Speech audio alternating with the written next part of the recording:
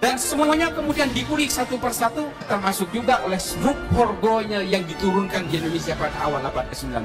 Dia juga salah satu yang memberi masukan, yang kemudian mendatangkan imigran-imigran dari Yaman untuk diterjunkan ke Indonesia sebagai alat bandul politiknya kelompok-kelompok negara kolonial ketika itu. Dan kemudian diglorifikasi bahwa Indonesia ini adalah bagian dari protektorat Kekaisaran Utsmani. Sementara di sisi lain ada kelompok yang bernama Wali Songo kemudian kita kenal ini berusaha mengislamkan banyak orang di Indonesia. Memang ada murasalah, ada surat menyurat antara Habib Utsman dengan Sunan Kudus sebelum Sunan Kudus datang di Jakarta. Kalau yang bukan Habib jangan ngaku Habib, itu bikin malu. Jul, jangan ngaku keturunan Nabi Jul ya. Banyak kok katanya kiai-kiai yang nasabnya itu disembunyikan. Halo, kalau emang Habib kenapa nggak dari dulu aja biar Habib begitu. Gitu. Kalau misalkan Sayyid, ya udah dari dulu aja panggil Sayyid. Ya memang disembunyikan, ada sebabnya. Kenapa? Ya karena perang Labib. Ini sudah dari zaman dulu. Kalau ngaku sebagai Furiahnya Wali Songo, ngaku ulama diangkat dibunuh. Beda zaman Jid Nyantum. Jid Nyantum itu kan teman akrabnya Sunan Horgonya, sahabat baik Mufti Batavia, dibayar tiap bulan 100 gulden sama Belanda, pertuju gajinya Sunan Horgonya. Mengapa mereka kemudian berusaha mengacak-acak kita dengan bandul politik yang disebut dengan the shifting strategy of global game ini? Ini yang kita alami hari ini. Akar-akar politik berideologi kekerasan inilah kemudian yang menjadi berbagai hantu kita hari ini. Dari berbagai kerentanan-kerentanan agama yang dijadikan sebagai tunggangan-tunggangan politik untuk mencapai tujuan kekuasaannya. Siap serbu istana, siap serbu istana, siap ambil alih kekuasaan, takbir, siap berjihad, siap berjihad. Terciptanya Al-Qaeda, ISIS, dan berbagai organisasi teror di Indonesia, JI, JAD, JAK, JAT, JAS, MMI, MIT, MIB, NII, Khilafatul Muslimin. Ini semua karena punya cita-cita politik daulah khilafah. Kelompok FPI juga ingin menegakkan khilafah. Bahwa Al-Khilafah adalah bagian daripada ajaran Islam. Al-Khilafah sekali lagi adalah merupakan bagian daripada ajaran Islam. Jadi nggak mesti nunggu 20 tahun, nggak mesti nunggu 30 tahun, enggak. 2019, kalau kita bisa rebut secara konstitusional, maka tahun 2020 syariat Islam sudah bisa jalan di Indonesia. Siap bersatu? Siap bersaudara? Siap berebut Indonesia? Takbir! Yang mengatasnamakan Habib-Habib dan sebagainya. Dan ini kemudian memecah belah. Para habaib ini datang ke Indonesia dengan menggunakan basis dasarnya tasawuf, kerendahan hatian, tapi hari ini gara-gara politik, para habaib juga berpolitik dan saling mencaci maki satu sama lain. Politik semua Pak yang merusak. Siap turunkan Jokodok, siap turunkan Jokodok, siap lancarkan Jokodok, takbir. Makanya kemudian pemecah belah itu terjadi di sini. Semua bermain.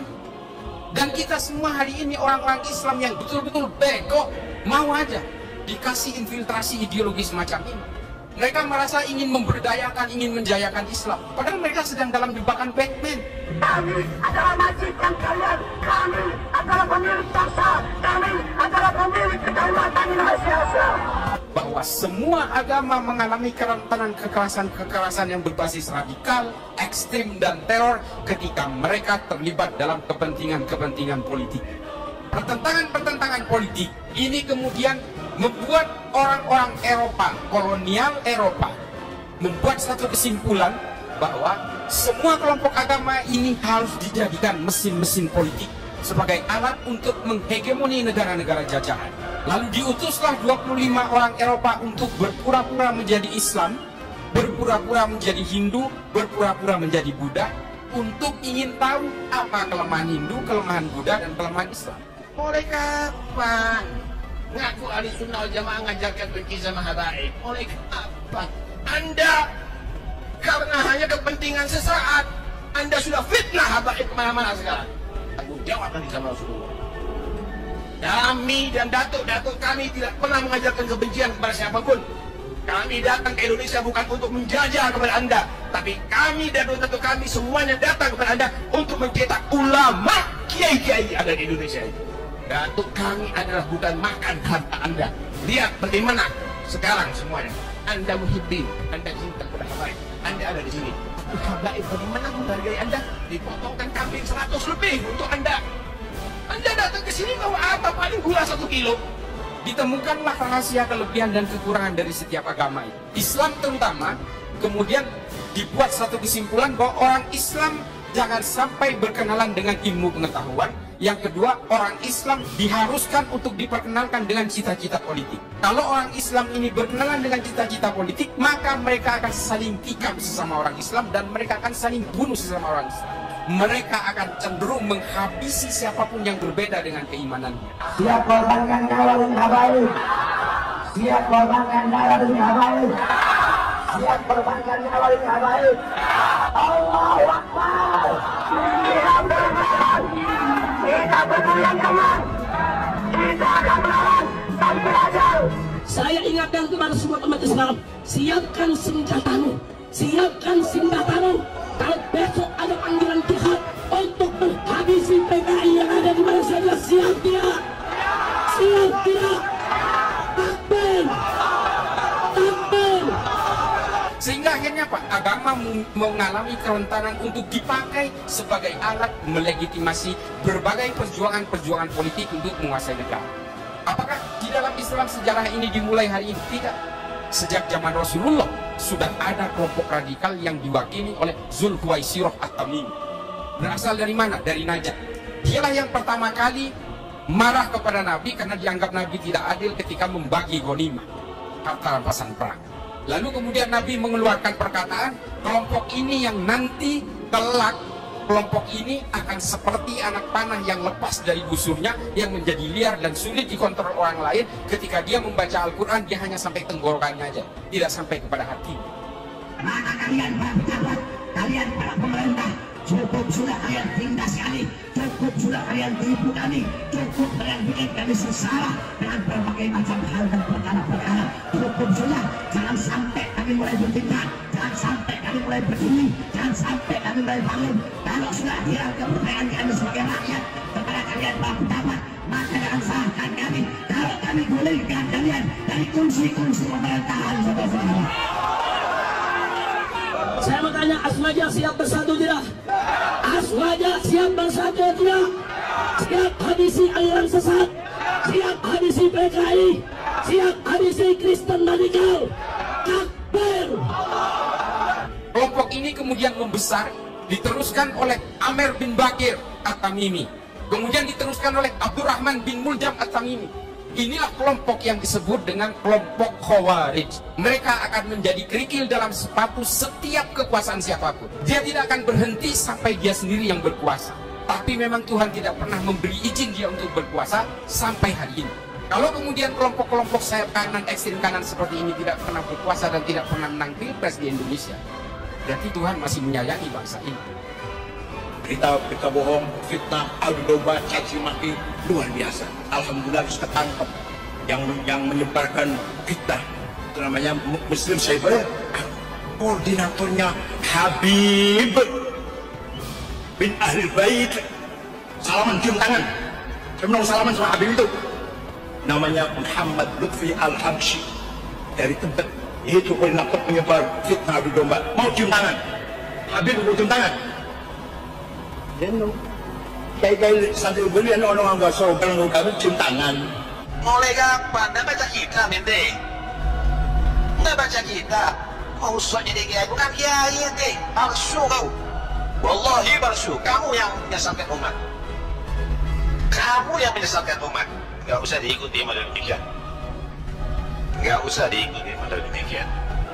Jadi kalau ulama dulu, nasionalisme, pendeta, pastor memutuskan bahwa Pancasila ini adalah wadah bersama, ini nggak salah Pak. Secara genealogis ini mengakar kepada pemikiran berbagai agama. Saya mengatakan bahwa Islam tidak pernah punya sejarah politik yang gemilang, tidak pernah. Kalau Nabi Muhammad jangan dibaca. Nabi Muhammad ini punya sifat maksum, dihindar dari kesalahan. Tapi pasca kenabian, after prophet era, umat Islam selalu gagal untuk mewujudkan mimpi-mimpi politik. Khulafaur Rasyidin gagal. Mengapa saya berani mengatakan gagal?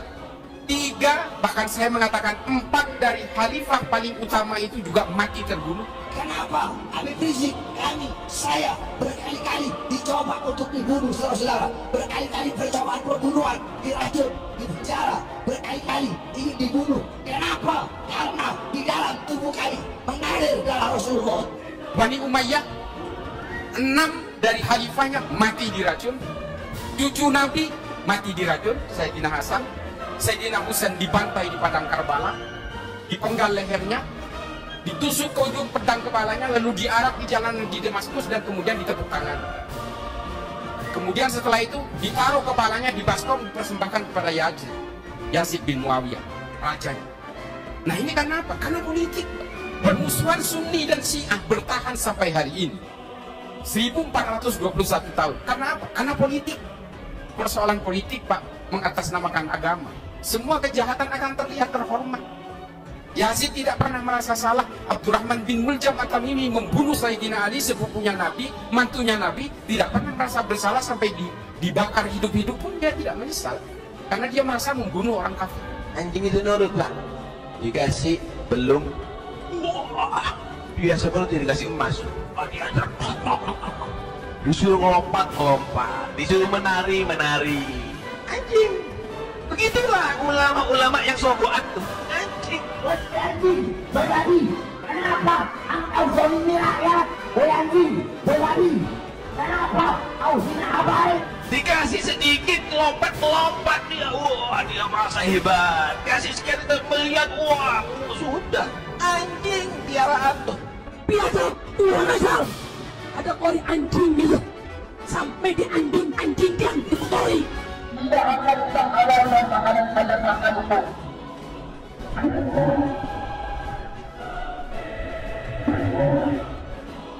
Ada tinggi saya susah, ada tinggi saya marah. Tinggi sekali. Aku sudah oleh kita ini. Anda akan berapa kedua? Ini tidak boleh lakukan kedua, tidak. Anjing. Begitulah ulama-ulama yang sogoan tuh. Anjing.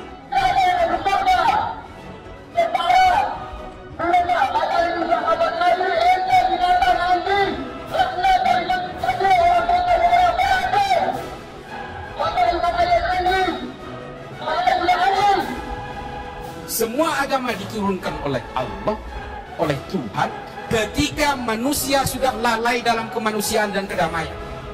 Coba lihat sejarahnya. Nabi Muhammad juga mendobrak dahiliyah. Ketika orang lahir perempuan langsung dimatikan, dibunuh dan dikubur hidup-hidup. Kelompok ini sebenarnya adalah korban dari infiltrasi ideologi yang semacam ini. Korban dari tafsir-tafsir yang kemudian disalahartikan. Ayatnya satu, Pak, tapi tafsirnya bisa ribuan.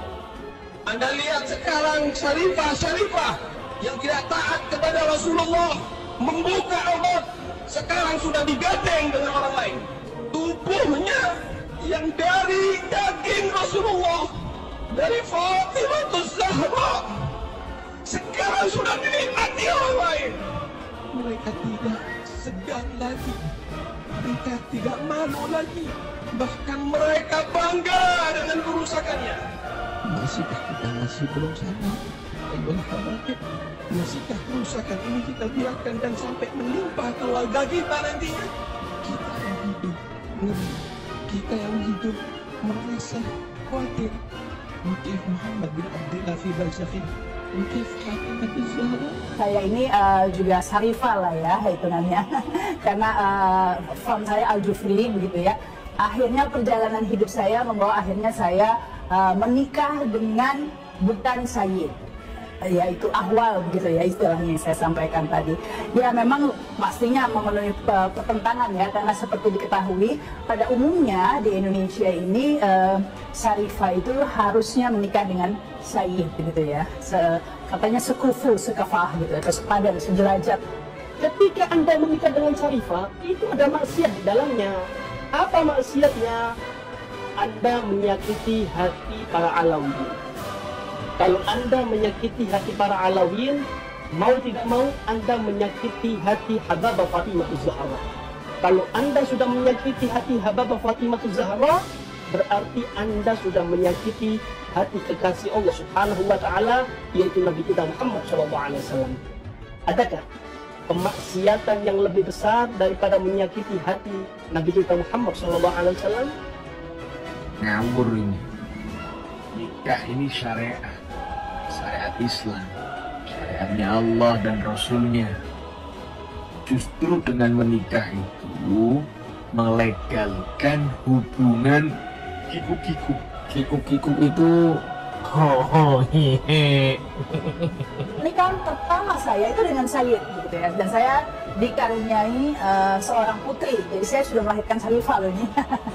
Nah, tapi pernikahan itu ternyata ya tadi itulah, karena waktu itu terus terang saya menikah hanya pertimbangan nasab ya, karena di keluarga saya tidak boleh menikah kalau tidak dengan Sayyid. Jadi saat itu saya memutuskan menikah harus diakui, bukan karena cinta atau merasa cocok, tapi karena wah ini susah ketemu Sayyid, mumpung Sayyid, jadi saya hanya menikah 2 tahun saja. Saya menikah 2001 dan saya bercerai 2003 begitu ya, karena memang dipaksakan, sehingga sampai 8 tahun ya saya baru menikah lagi, memutuskan menikah dengan Ahwal itu tahun 2011. Artinya saya 8 tahun menjanda begitu.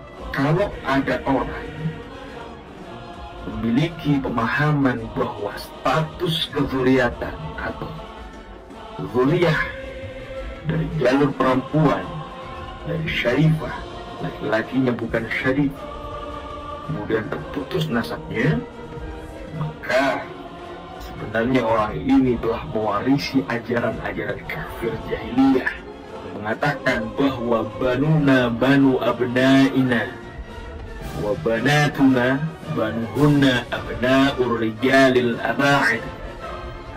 Atau lihatlah kembali sejarah kaum kafir jahiliyah, bagaimana mereka menyikapi sebuah kabar ketika mendapatkan istrinya melahirkan seorang anak perempuan. Di Al-Quran itu dijelaskan ya, mereka wajahnya itu muswaddan. Mereka menganggap bahwa anak perempuan itu adalah sial, membawa sial. Makanya orang kafir jahiliyah ketika punya anak perempuan dikubur hidup-hidup. Kenapa? Bagi mereka dafnul banat minal mukarramah, mengubur anak perempuan hidup-hidup sebagian daripada kemuliaan. Na'udzubillah min dzalik. Maka dengan hadirnya Rasulullah, zuriyahnya dari jalur perempuan, ini adalah salah satu bagian minal zulumati ila nur. Bahwa akar genealogi semua kekerasan yang mengatasnamakan agama ini berawal dari kepentingan-kepentingan politisasi agama. Kalau jangan mau menasihati silakan, tapi jangan historikan itu terserahkan. Nggak masalah. Itu terserahkan. Nggak masalah. Apel akbar masa Aliansi Kebangsaan dan Kebebasan Beragama memperingati Hari Lahir Pancasila di lapangan Monas, Purba Ricuh setelah dibubarkan paksa masa Front Pembela Islam. Kematian terjadi sebab masa FPI menyerang tiba-tiba menggunakan kayu dan lemparan batu. Mereka lalu membakar atribut milik peserta Aliansi Kebangsaan dan merusak truk pengeras suara. FPI berdalih penyerangan dilakukan karena masa Aliansi Kebangsaan mengusung isu Ahmadiyah dalam apel mereka. Sekarang sebelum kami mengatakan kali, kami akan melakukan perlawanan dengan cara yang berani. Organisasi bajingan, tulisannya bajingan pada tahun 2000. Saya bilang begitu. Saya bilang pada istri saya, pulang aja. Gus Dur kan tidak melihat. Dari mana dia bisa berkeyakinan? Kalau nggak melihat berkeyakinan.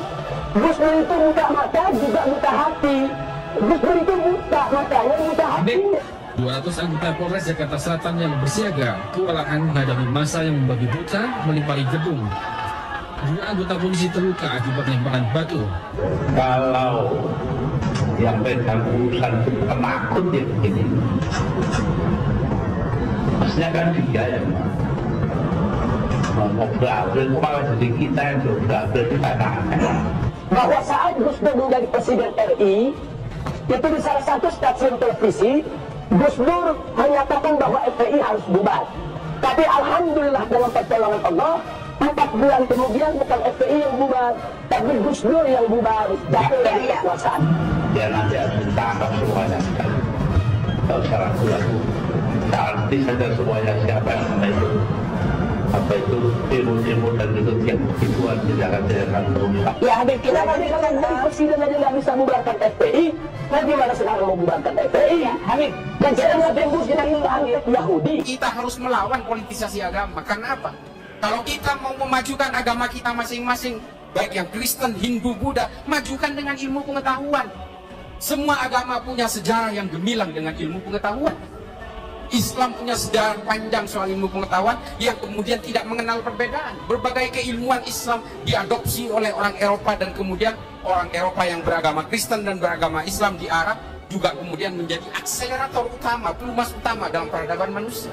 Maju satu langkah untuk melawan para habaib kami. Maka kami umat Islam, kami para santri, maju 1000 langkah untuk melawan kalian. Allahu Akbar.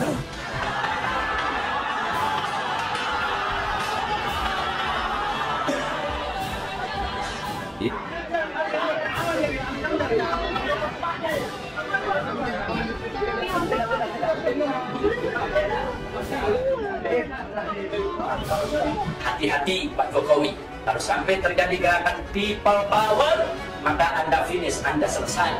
Bahkan Anda akan pensiun dengan sangat terhina.